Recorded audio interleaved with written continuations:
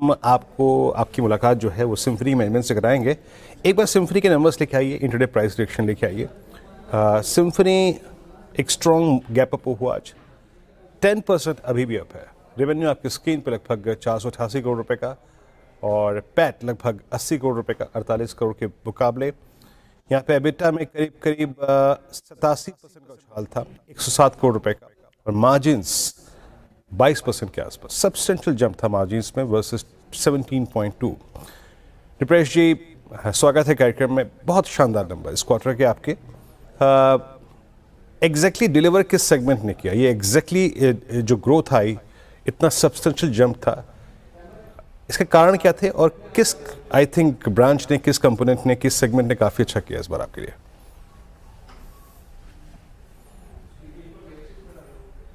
Factors. As indicated earlier, we came out with 17 new path-breaking innovative models, including formats. They have received very well. Number two, on account of several initiatives which we had taken since last 3-4 years, now we have a decent penetration in semi-urban and rural market also, apart from urban market. Thirdly, there has been a decent traction again on account of several initiatives apart from general trade from large format stores, which includes regional large stores, large organized retailers, e-commerce, D2C, etc. Another factor, as we have entered into adjacent category for last 1.5-2 years. So adjacent category, LSV, geyser, which is a counter seasonal, as well as spares, collectively, year as a whole, they have contributed more than 15% of the sales now with a decent profitability. And to keep in mind, adjacent category and LSV sell round the year. And we have substantially done major efficiency improvement in supply chain as well as consistent focus on value engineering. So it's a combination of all these factors.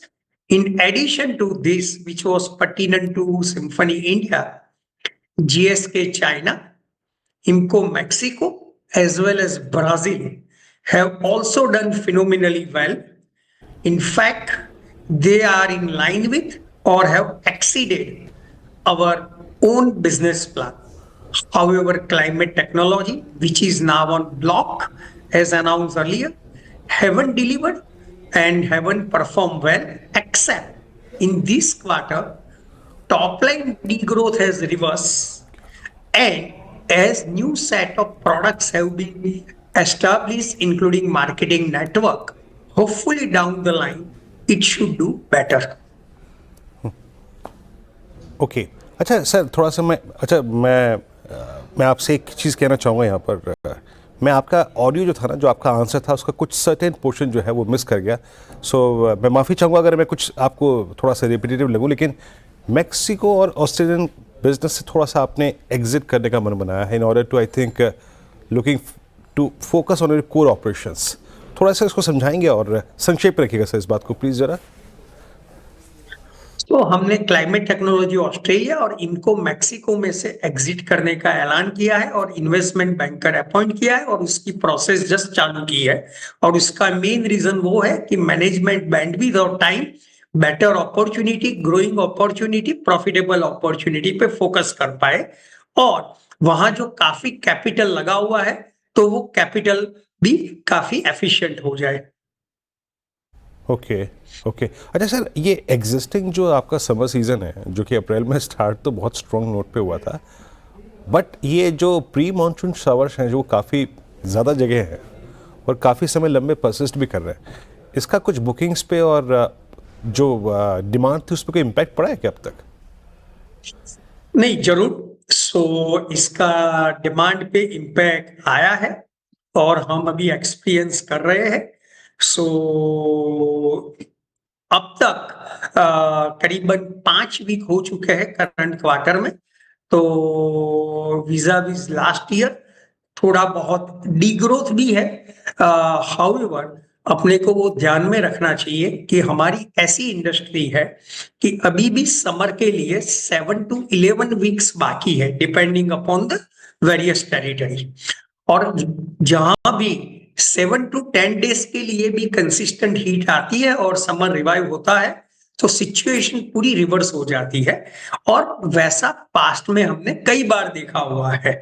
So still we keep the finger cross.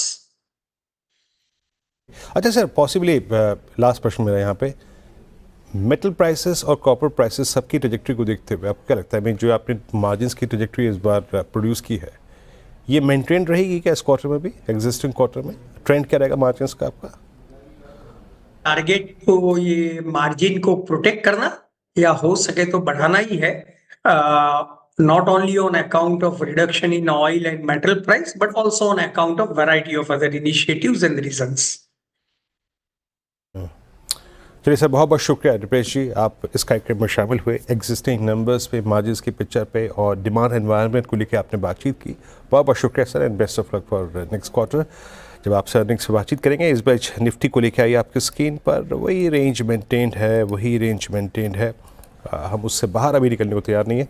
Nifty 24,408 पे, Nifty bank 54,755।